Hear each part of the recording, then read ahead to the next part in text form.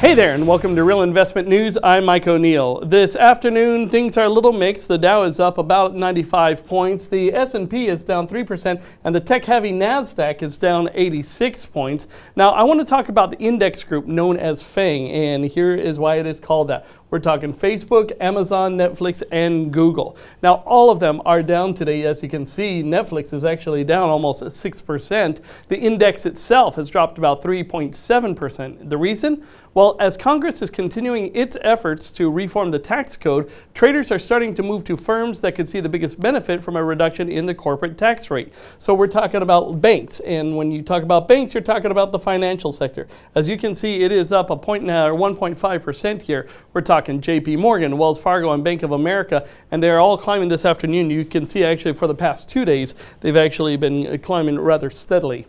Shares of Chipotle Mexican Grill have jumped on news that founder Steve Ells is going to be stepping down as CEO as soon as a new one is found. The burrito chain has been struggling over the past couple of years thanks to an E. coli outbreak a couple years ago, a norovirus incident, and a social media uproar over its new queso. Quick version, they didn't like it.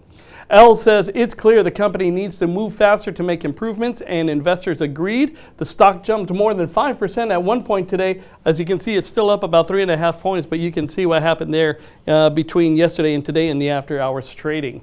It's still down, however, about 20% for the year. And Electronic Arts. We've been talking about this one for a while. This has been down another 2% today. Now, last week we told you how the game maker had come under fire for the so-called microtransactions that it included in the latest Star Wars game, Battlefront 2. Players didn't like the idea that you could advance further faster if you bought more loot boxes in the game. EA made changes to the game and suspended the in-game buying system, but the damage was done. Sales have been down, and the stock has dropped more than 8% over the past month, and as you can see today, down 2.5%.